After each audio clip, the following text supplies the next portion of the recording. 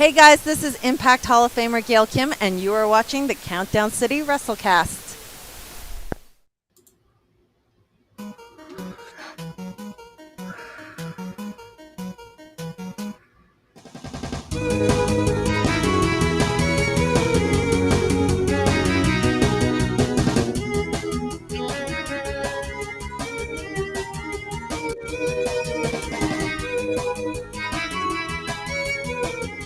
What's up, heels and baby faces? Welcome to another episode of the Countdown City WrestleCast.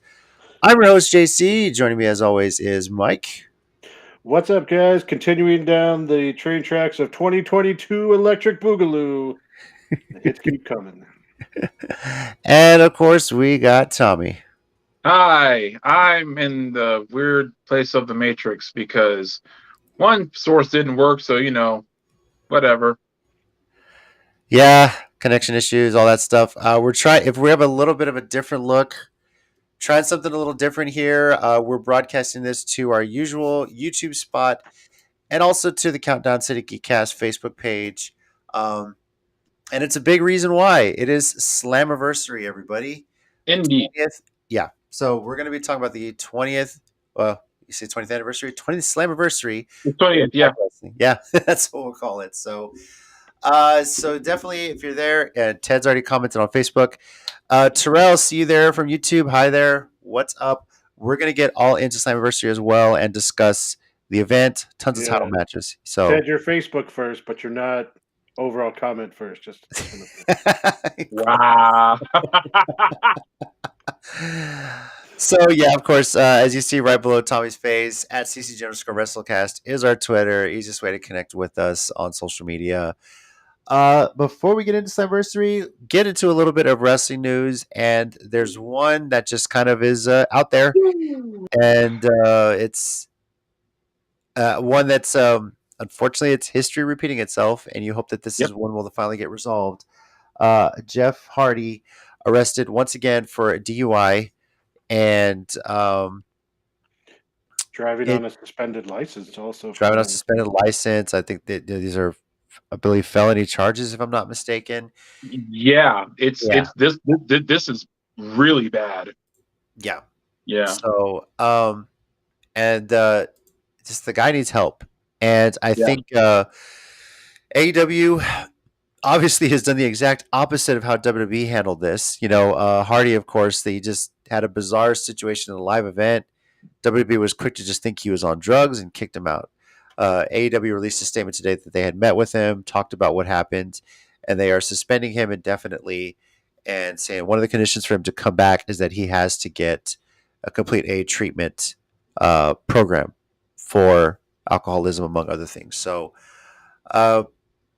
guys, thoughts? I mean, there's not really a lot to say. It's a scary thing, and eventually you worry he's going to hurt somebody. So, any of you guys have any thoughts on the situation, how it's handled, and is this something that Jeff Hardy can get through? So my wife's best friend, she had a serious injury from a driver, crash headlong into her. So as much as I love Jeff, my sympathy for drunk drivers is really kind of low. Yeah. But at the same time, we love Jeff. I hope he can overcome this. But yeah, he needs help. But I gotta admit, props to AEW because they really are handling this the right way. They said, he's suspended indefinitely. He's off the program. I mean, it's the right call. It sucks that they have to make that call, but it's the right call. They did the right thing. They had to do it. There was no way to not do it and not seem like they were just favoritism and all this kind of stuff. It had to be done. Sad but true.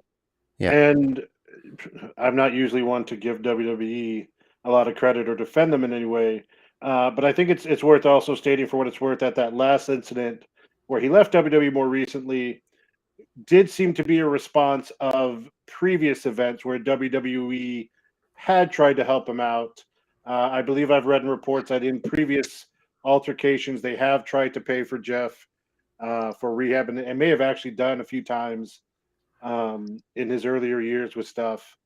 And so, for what it was worth, that last time, even though we all kind of thought it was weird and a bit quick reactive, it may have been because of it happening again so often.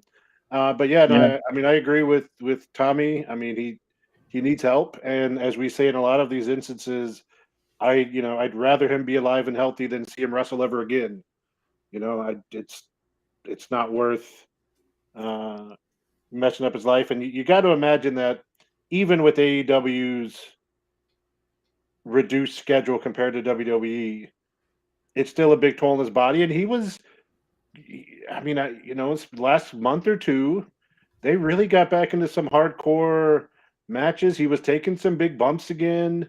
I'm sure that doesn't help the overall feeling of his body and what he's going through. So yeah, I mean, and then on top of that, coming back, like we got to see if he's going to be charged and go to jail. So Yeah, that's the you thing know, is like he's got some pretty serious charges going on towards him now, especially with the video that got released. What was it today? Like of the cops surrounding him with their guns aimed. right? You know, a friend of mine said, you said they said, you can't allege that's what happened. We're seeing it. I was like, yeah, but at the same time, allegedly protects everybody. So Mm. Hey, Bernsey. Hey, Bernty, what's going on? Yeah, Birthday! it's a scary thing, and it. I hope the treatment works because I would Yeah, hate for the lesson that he learned when he finally hurt somebody. And I really, he's got to have his family there. Obviously, I really hope he's going to have that support, and hopefully, this is it. Hopefully, this is finally where he is okay. He's finally able to just break through and learn his lesson. I guess you could say, for lack of a better word. So, go ahead, Tommy. somebody said he really needs to get in touch with DDP, and do like Yes. everything. And honestly, at this point, I'm like, yes, that I'm sorry. I am an advocate for DDP yoga and that man as a whole. Mhm. I am positive the only reason we had Scott Hall anywhere near as long as we did was because of DDP. And Jake the Jake the Snake Snake right And now. Jake Roberts. the Snake. Yeah, Yeah, definitely. Jake the Snake Roberts, both of them. The only reason I mean, rest in peace again to Scott Hall. It's sad that we lost him, but we had him a lot longer than I think anyone could have guessed, and I had to do with DDP.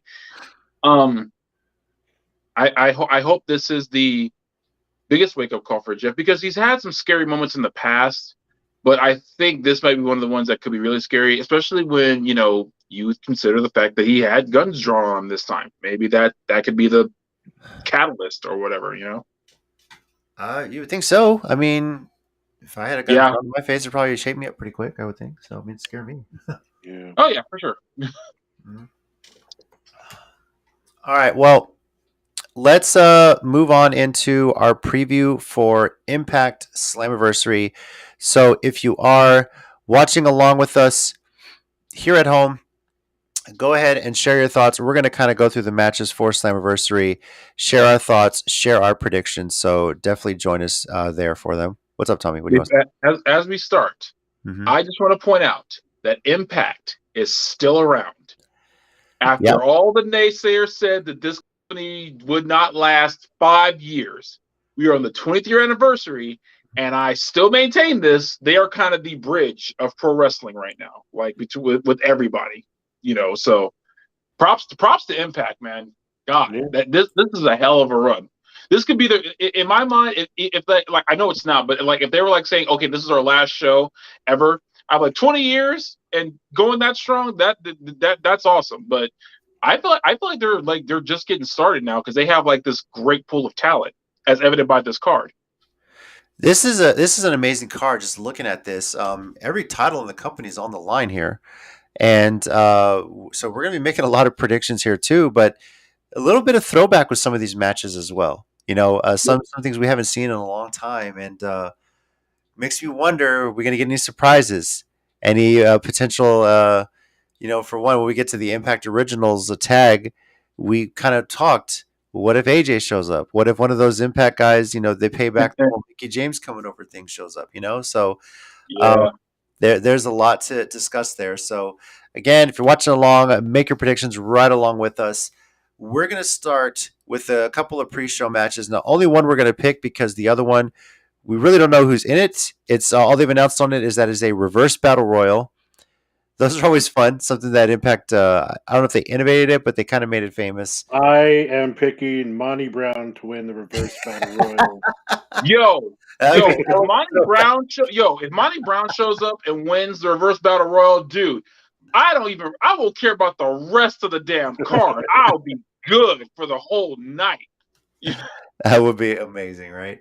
The other match announced for the pre-show actually does have a title on the line. The Impact Digital Media Championship. Rich Swann is defending against Brian Myers here on this one.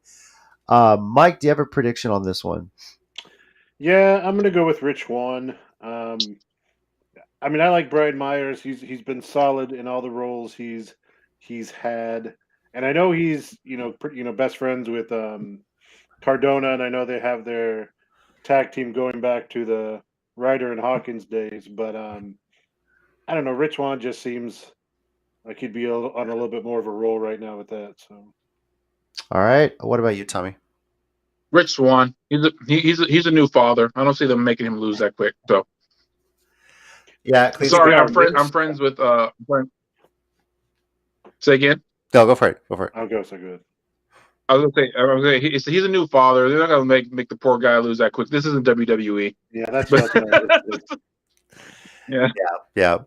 yeah. Same for me. Rich Swann, clean sweep. This is he won the title fairly recently, so I hope he gets to keep it for a little while. But and this is being on the pre-show.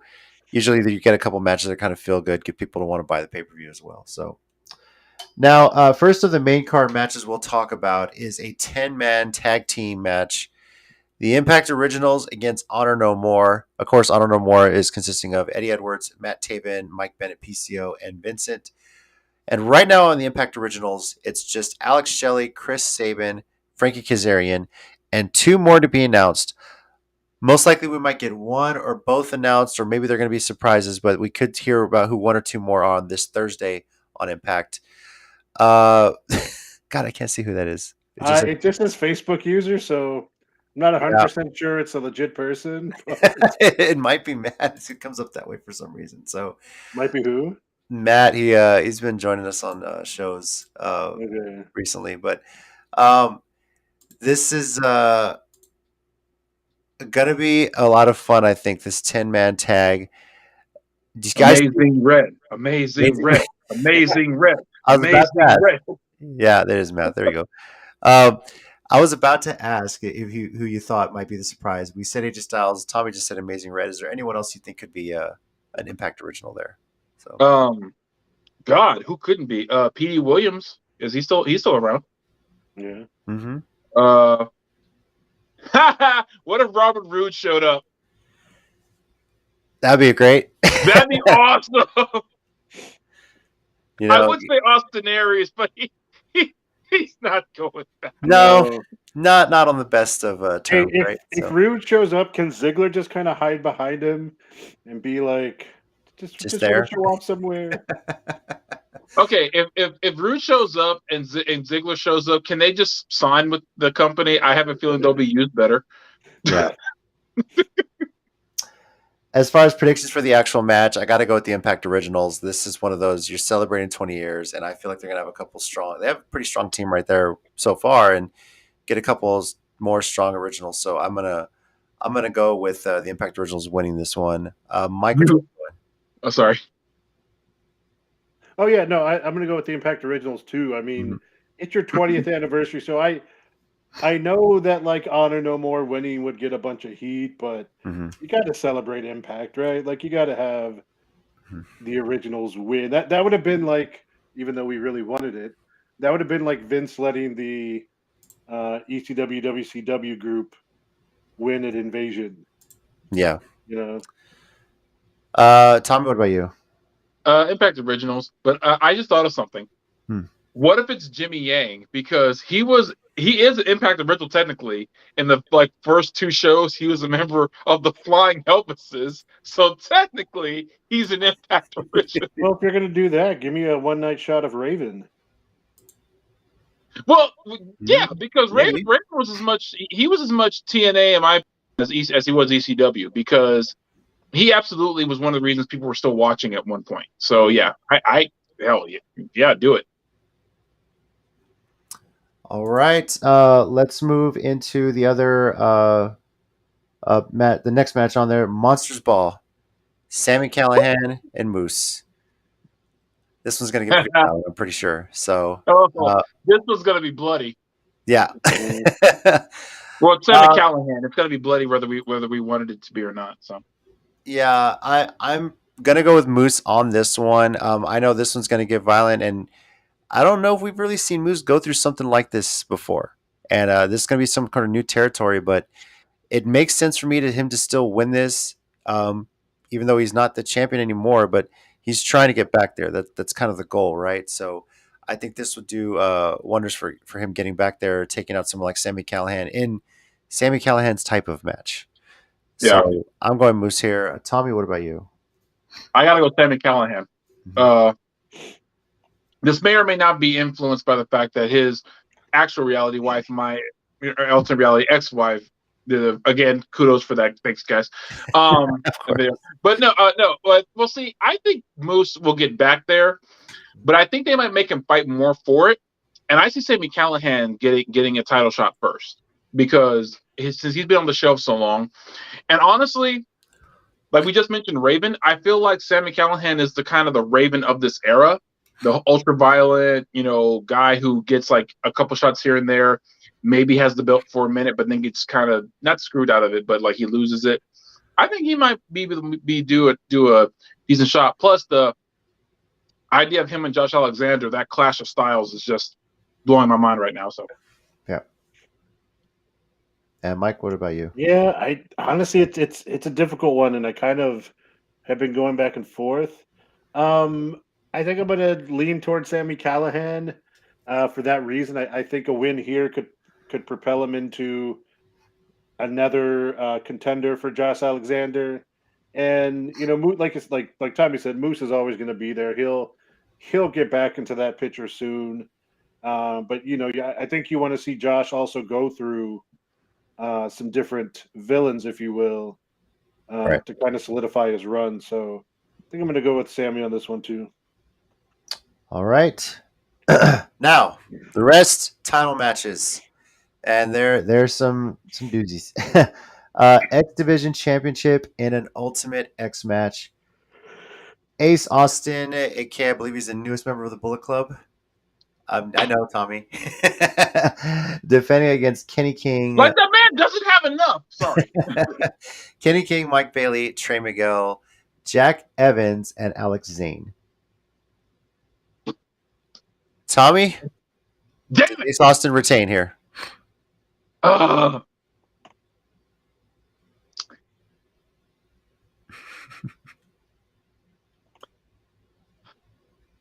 hard, I know. Ultimate X, so many ways to go. Yeah. Because there's not one name on here who could not be X Division champion. I can't think of a logical case for any of these guys not to win it. I really can't. Because all these guys are solid X Division guys. And Jack Evans in an Ultimate X match is just my dream come true, by the way. Yeah, Ace retains, I think. I think the whole Bullet Club, again, like that man doesn't have enough. Seriously, he doesn't have enough. And I think they were trying to recruit Alex Zane into Bullet Club. Oh, if he helps him win. Could happen if he's taking everybody else out. Yeah. So. But also I could see maybe Trey Miguel winning it. But I think Ace Austin retains here, because I think at least one or two heels are going to win at this pay-per-view. So. And if you're watching us live, make your predictions right along with us. Let us know what you think. Mike, what about you? I'm going to go with Mike Bailey. I feel like he's been, since he showed up in a relatively short amount of time, has really been impressive. I really feel like he's due And he's with Veda Scott, so that's a smart choice. And they're both I was pretty gonna say, awesome. I was gonna say, Mike, he married Beta Scott. That man already won. What are you talking about? Yes.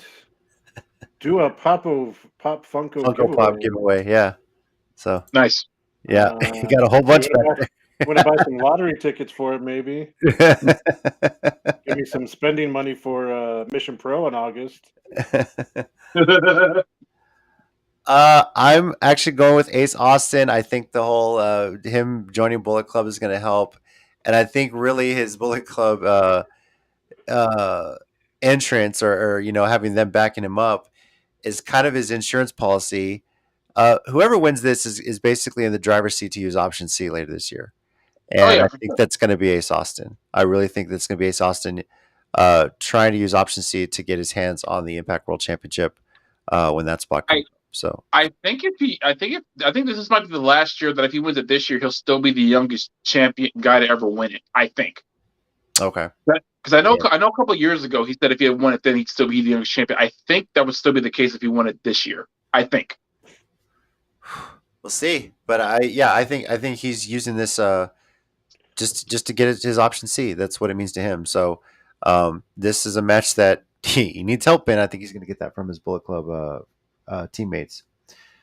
Knockouts Tag Team Championship: The Influence defending against Rosemary and Taya Valkyrie. I'll start this off and just say I think the Influence is going to retain. For my wife's sake, I know she hates Taya Valkyrie, doesn't want to see her winning anything, to be honest with you. So, but I think Madison Rain and Tino Dashwood will keep the titles here. Mike, what about you? Even though outside of kayfabe, they clearly obviously had nothing to do with the inspiration leaving Impact. The fact that they beat them and then beat them again at their last pay-per-view. I'm gonna have to go with Rosemary and Taya Valkyrie. Sorry, Tina, but in a kayfabe world, I can't, in good conscience, choose the Influence, and I need to see them lose as soon as possible. All right, Tommy, what about you?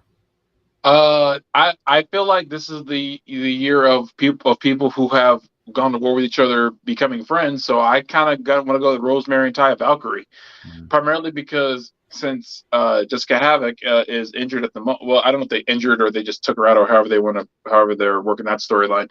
But I don't know. Rosemary and Taya seem like they'd be good frenemies. Just to like we don't really like each other, but we hate them more, kind of thing. So I can see them doing that. Plus, kind of help pad both the championship and both of their stat cards, really. Right. All right, Impact Tag Team Championship: Briscoe Brothers defending against Good Brothers. Reach for the sky, boy. I'm going Briscoes here. I wonder if anyone's going Good Brothers. I'm just going to ask that right now. So no, I'm going Briscoe. Yeah, well, I'm going Briscoes definitely. Yeah, well, okay. I'm going to be honest. I would have probably been split had Carl Anderson not just won the never open weight title. By the way, his first ever singles championship in New Japan Pro Wrestling. All the years he was there, that's the first one he ever won. I mean, I believe it. He's been primarily a tag team wrestler there, so I mean, it's interesting too. And it's also that, but like whenever his tag teams broke up before Bullet Club, they really did try to give him some singles pushes because he was in the finals of the G1 I was going to say, Climax. didn't he have a good run through the G1 couple, like one of his first years? Yeah, he the finals were against Okada, so obviously he wasn't going to win that. But but to be fair though, this was when Okada was still really starting to make a name for himself as the Rainmaker, so there was no guarantee he was going to win it. And then I honestly think he would have won a singles belt before then, but then Bullet Club became like a god tier stable with just the four of them, when it was just Devitt, him, Tama, and Fale. But like it was just the four of them, but they became like a god tier stable. So they were like they didn't want to risk breaking it up by putting a singles belt on someone else. So yeah. All right, I'll go in Briscoes there. And now to the Knockouts Championship, a Queen of the Mountain match with special guest enforcer Mickey James. Son of a biatch. Tasha Steelz defending against Chelsea Green, Deonna Purrazzo, Jordan Grace, and Mia Yim. Mike, you can go ahead and start this one off. Oh, thank God. Jesus. I was scared I was going to have to go first.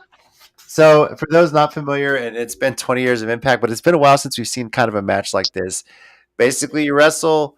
If you get a pinfall or submission, you qualify to potentially climb the mountain, i.e., you're setting up a ladder and you have to hang the belt. And the first one to do that wins the championship. So, And whoever you pin, I don't know if they changed this rule. They used to have to be in a penalty box for 2 or 3 minutes. Right. I Yeah. think they still have that, right? Like you still have to sit out if you I get. would assume so. Yeah. Yeah. You know what's funny? The match where Raven won, like he was pinned first, like the first 30 seconds by none other than Monty Brown. So, Mike, where are you going with this one? A lot of options here. Some that you. I'm gonna go out a little bit of I don't know if it's a limb here. They're all great choices. I'm gonna go with Jordan Grace. They gave her that digital media title pretty early on. I think they were looking to I think they did, right? But her and what was his non WWE name? Morrissey. Morrissey, thank you. Morrissey, yeah. I think they had plans for them to be a legitimate tag team in the men's division as well. Yeah. Before his contract, I guess, ended and he kind of left there. So, I think she would be a strong champion. I think she's won it before, right? Grace has. Yes. Yeah, she's one of one. Yeah. Yeah, she's a one-time knockout champion. Yeah. Yeah.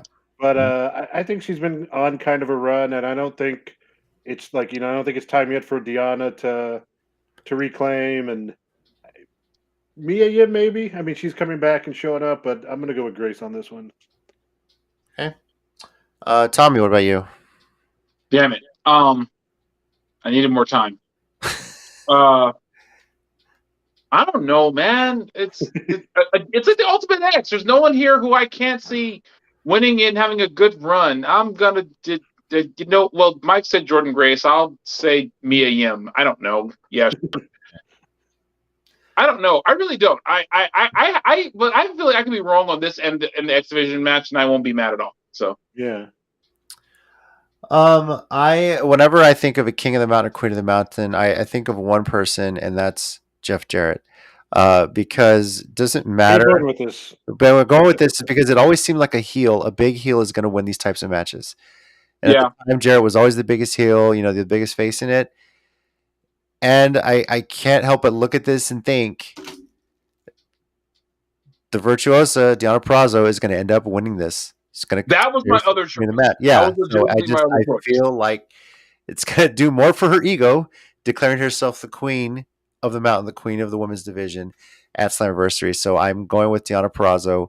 And when I'm thinking through all these, my mind always seems to think she's going to be the one hanging the championship up at the end. So the way you set that up, I really thought you were going for Chelsea Green. No, talking about a heel, and I was like, "Oh, okay." Talking about a heel. I mean, Chelsea Green's a heel, but if you look at the list, who's the biggest heel of them all right now? Of those five, I feel like it's Purrazzo. It would absolutely give more credence to her, like what she's been saying about her being the best women's wrestler going right now. Claim that's hard to dispute, by the way, but just because she's right doesn't make her a heel. And finally, the Impact World Championship. Josh Alexander defending against Eric Young. It is Slammiversary. Maybe we'll get a Team Canada reunion. I don't know. But I'm going to say this right now. I said Ace Austin was going to retain the X Division title earlier in the night, keeping that for Option C. And I think he's just headway to catch in Option C against eventually Josh Alexander. So I'm picking Josh Alexander to retain here. Tommy, what about you? Where are you going with this one?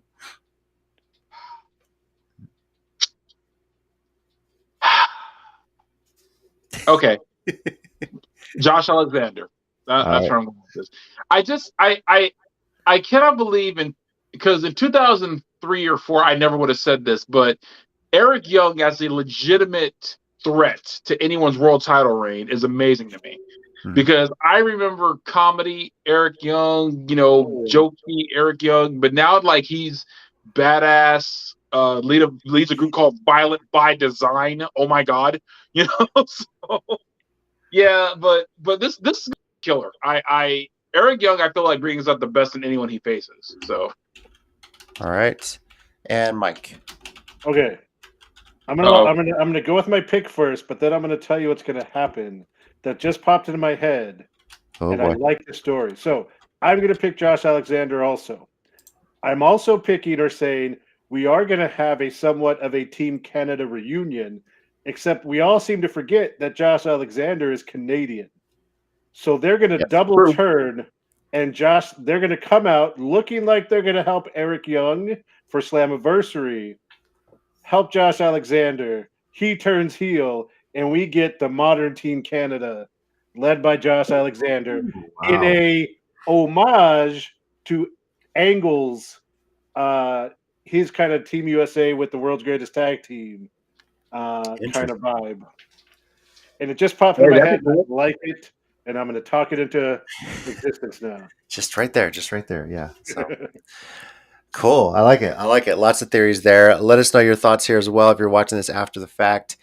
As far as Slammiversary goes, it is this Sunday, June 19th, Father's Day, guys, at 7 p.m. Central Time. Oh shit, that is what I was thinking. My bad. Yep. Sorry.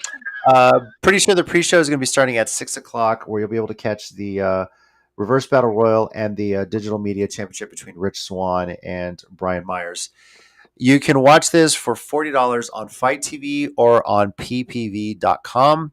Those are the two places you're able to purchase Impact's Anniversary. So PPV, it's not a premium live event.com or no, we speak normal pay-per-view stuff here outside of the universe as they like to call it. So Oh god. yeah, so yeah, catch Slammiversary this Sunday. Looking forward to it. This is an happy 20 years to Impact Wrestling. Promotion that just started up trying to change the game, and it's been through quite a bit. A lot of ups and downs. A lot of times people thought there's just no way it's going to survive, and it's still here, and it's so. Yeah, I remember reading something Jeff Jarrett said about like when they released AJ Styles and how disappointed he was because he said like he said AJ lived for TNA and he's like, and when they released him that broke my heart because they let him down, not the other way around, because he died for that company. Yeah, definitely. It's funny, we're here now talking about wrestling, and as much as we give, or we've talked about in the past with this, like the local RCW, ACW, with kind of introducing us to that more indie style of wrestling and getting away from the WWE, what it was at the time. I've also got to say that for me, finding at the time TNA on Fox Sports in the afternoon, I think was really one of the first things that took me down that road, because that was such a fun alternative at the time. And this was probably around 2005, 2006, I think. So just a couple years into its existence. And, I don't know if they get enough credit because if they kind of change, and they obviously had that real big downtime for influencing wrestling as it is today. Like when you look at the rosters of the big guys and how many, like we talk about how many people could come back as TNA originals, because they spent a lot of time. It's a lot of guys. Yeah. It's a lot of guys. Yeah. How many of these guys, could have or never would have made it to any other major promotion like WWE had it not been for them getting some notoriety in TNA? Yeah. For sure. That. I mean, obviously, the reason WWE brought AJ Styles in was because he had made a bigger name for himself in New Japan, but he doesn't get that stardom in New Japan without first doing it here stateside TNA. To this day, it'll always be one of my favorite match starts ever. Was the 6 Sides of Steel with AJ and Abyss, when Abyss didn't even get in the ring good before AJ hit a tope and landed right on top of him. Yeah. That was really but Mike's right, because like that's how I discovered indie wrestling in San Antonio. Really was because Amazing Red showed up here for RCW, and I was a fan of Amazing Red because I was watching clips of TNA on YouTube when you can only catch maybe 30 seconds of a match at a time because copyright things were a thing, but it was more like just hey, get our stuff off YouTube. But it's it's amazing how, because rightfully so, credit to like AEW, what they're doing now, rightfully so for the credit. But to be fair, Jeff Jarrett was doing this 20 years ago with his guys. Like his guys were still doing indie shows. AJ was still doing shows all over the South. CM Punk and all those guys, when they were in TNA, were still doing the IWA Mid South. So yeah, I mean, props to Tony Khan for letting his guys still do indie shows. But to be fair, Impact kind of did that first. Like, they were a major company, but they were telling their guys, dude, do indie shows. As long as they're not on TV or pay-per-view, knock yourselves out. Yep. And, talking about their connection to local indie wrestling, it always brings me back to the infamous Chris Sabin show on Super Bowl Sunday. It was almost like that. Those were the 2 weekends where we got introduced to the good and the bad of indie wrestling. Yep. Oh, yeah. Cedric, what's up? Thanks for joining us through YouTube. No. Yep. We just finished our preview of Impact Slammiversary. If you want to share your predictions or go back and watch and share them. From here, we're going to move into that part of the show we call our 1 minute warning. This is, if you're new to watching the WrestleCast, this is basically where we each take a minute, talk about whatever we want to talk, usually wrestling related. Mike, you usually start us off. Do you have something for us this week? Yeah, I do. It's what I talked with you about earlier, but I'll share it with everybody. All right. I'm going to get the timer going. So ready, set, and go. Okay. If you've been watching, I'm not usually one to want to give WWE credit or potentially credit. And obviously I don't watch their weekly television shows. I do find stuff out through social media. So apparently next Monday on Raw, they're going to have Elias in a live concert. I don't know if this was set up by Ezekiel or Kevin Owens, to be honest. So I don't know if Ezekiel said his brother's going to be there or if Kevin said he's going to be there. However, when Ezekiel first came out, I was telling JC this after WrestleMania. For a minute or for a second, I thought it was Damian Sandow, who is now back to Aaron Stevens. Mm-hmm. Well, he just finished up with NWA. So if he shows up next Monday impersonating almost like his old Mizdow character, yeah, I will give that creative person WWE credit because it will probably be hilarious. And what Kevin Owens is going to do freaking out will just be that much better. So I'll give it some credit there. I hope it happens. Okay. That sounds actually pretty good. Wow. I like it. That would actually be hilarious. I might have to watch that segment. So yeah, I'm actually into now. Yeah. It's one of two things. It's either that or they pre-tape and do some sort of like superimposed kind thing. Of like the other one people were talking about was the Mick Foley Three Faces. Yeah. Jack showed up, but on the or use that hologram technology now and just project Elias in there with Zeke, Oh God. Tommy, it's your turn now. I know you usually talk New Japan on yours, and there were a lot of title changes, so I figure you're gonna call those out. So whenever you're ready, sir. You ready? Yep. All right, ready, go. Okay, so I do want to call out, first of all, shouts out to Satoshi Kojima for being one of 4 men to win the IWGP All Japan Triple Crown and Pro Wrestling Noah GHC Heavyweight Championship, since he won the GHC crown this past Saturday/Sunday. But he's also one of 2 men to win those 3 belts and the NWA World Title. The only other guy to have done that being the Great Muta. So there's only 2 guys who ever win all 4 of those belts. But of all the title changes in New Japan, I gotta give it up to Switchblade Jay White, King Switch.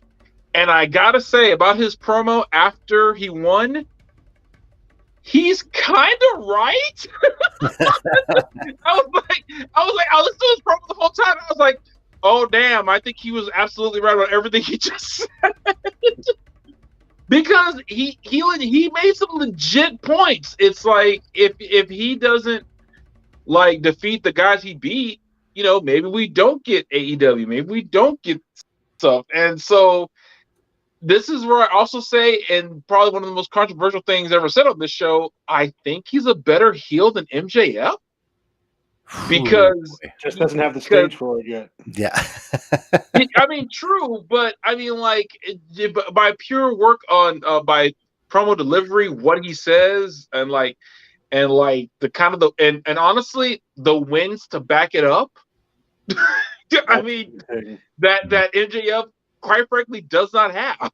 You know, so that's why I'm like, man, I think he's way better at this than even MJF is. I'm sorry. It's like Jay White, since everyone else left New Japan, when they like kind of shot the rocket to his back and said, okay, man, the ball's yours, run with it.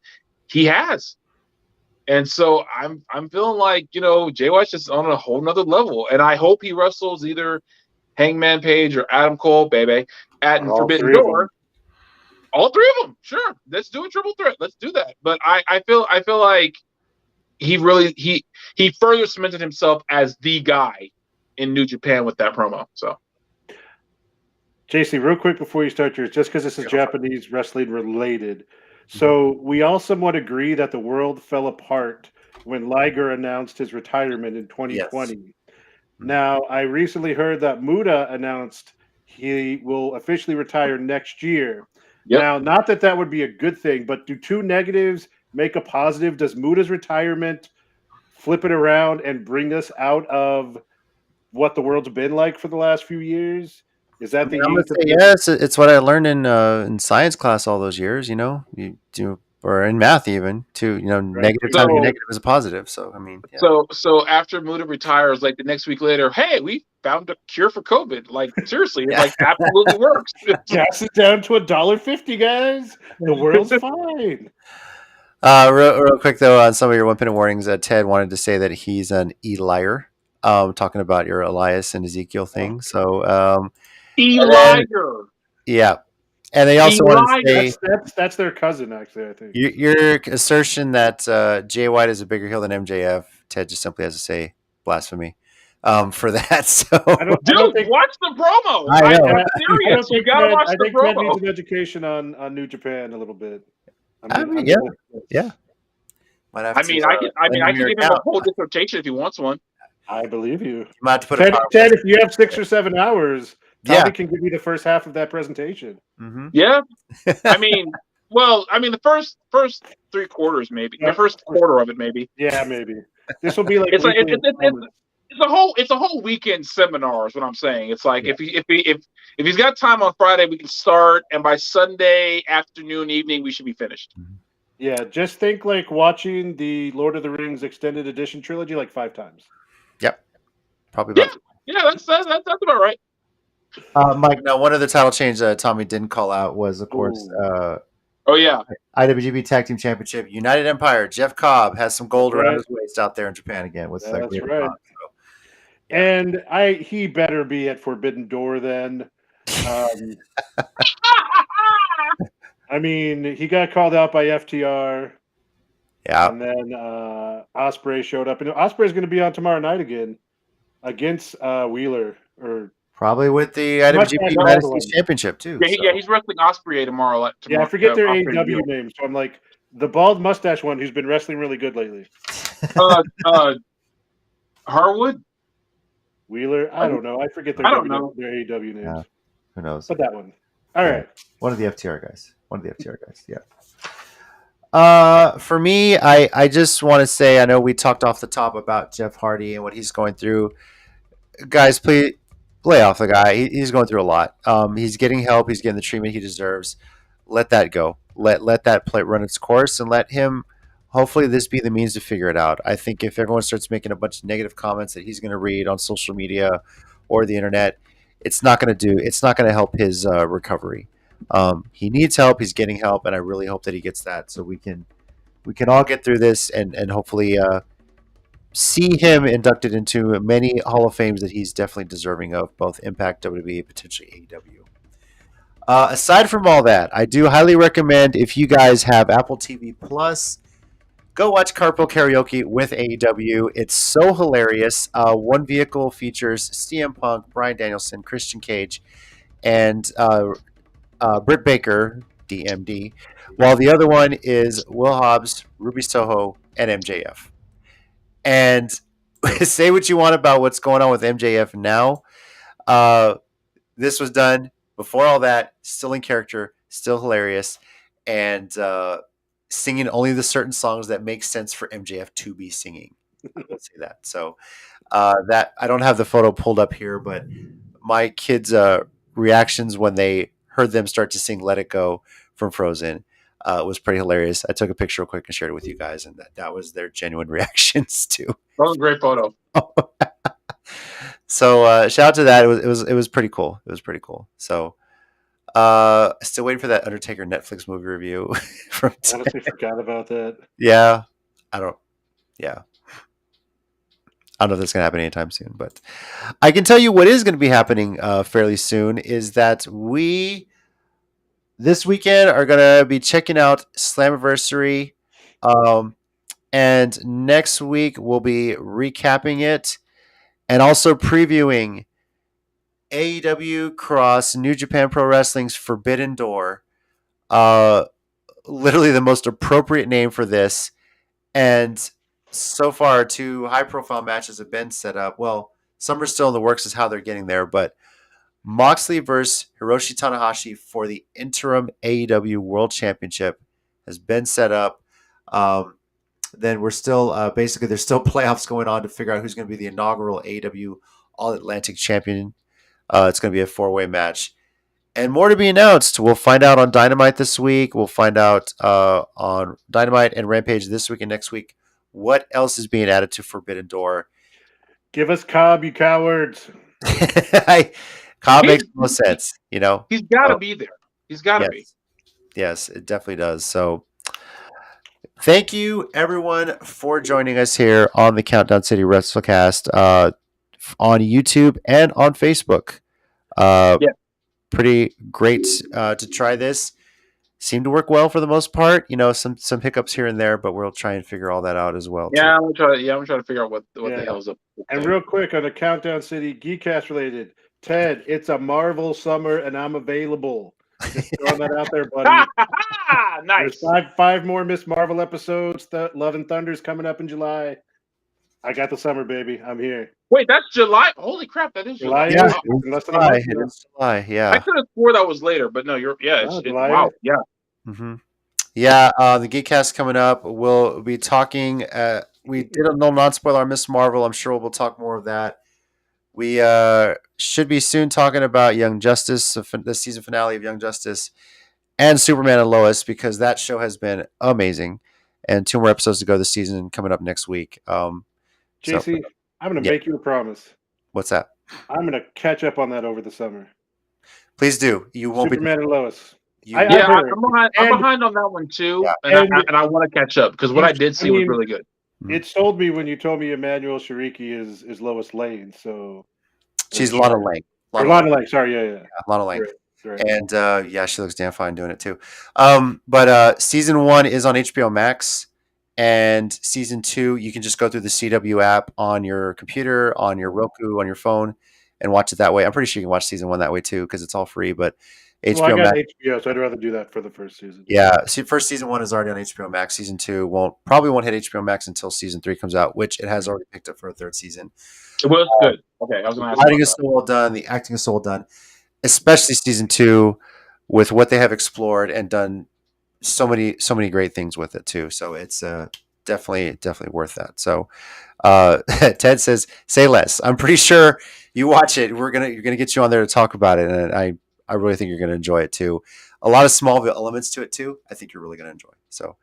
Oh yeah, real quick, Ted threw up another thing. Andrade's not allowed to work Forbidden Door, and apparently also the Lucha Bros, because of some politics between AAA, CMLL, and New Japan.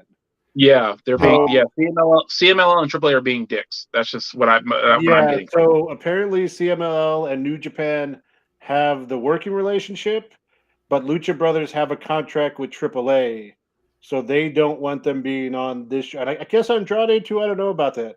I know Andrade tweeted that he's not going to be on the show for Forbidden Door, but apparently, unfortunately, there is some politics getting in the way of some of the people showing up. So. I mean, contracts are contracts. I understand it. I get it. But, I think what I'm looking forward to most out of Forbidden Door, whatever happens, is that this will potentially set up some storylines, getting some of these AEW stars into the G1. So, and really looking forward to that too. And for the love of God, give us Zack Sabre Jr. versus Bryan Danielson. Please. Oh yeah, I saw that. Please, just give that man what he wants. That's what we all want. Just That as long as alone would be Okada worth doesn't win whatever the they're G1 charging. again, I'll be good. So that's just me. So real quick, a friend of mine was asking me and another friend about, like, he was trying to tell someone he knew about like New Japan and how he should describe it, and like they were asking, well, how should I explain Zack Sabre Jr. And my friend made a great point. He said, here's how you describe Zack Sabre Jr. When Dave Meltzer did his Best Technical Wrestler award, Bryan Danielson was so good he just named the damn award after him. There's only one guy who's probably won that award as much or nearly as much as he has, and that's Zack Sabre Jr. All right. Yeah. And that explains that. Which is why we need to see them one-on-one. Yes, for the love of God. All right. Well, thank you everyone for joining the Countdown City WrestleCast. Over here we got Tommy. Thanks, guys. We got Mike. Get the music Thanks, on. guys. Be good to each other. And I'm JC. And as always, heels and baby faces. Remember, pro wrestling is real. People are Fake. fake. We'll catch you next week. Adios, Gunther. Intercontinental Champion.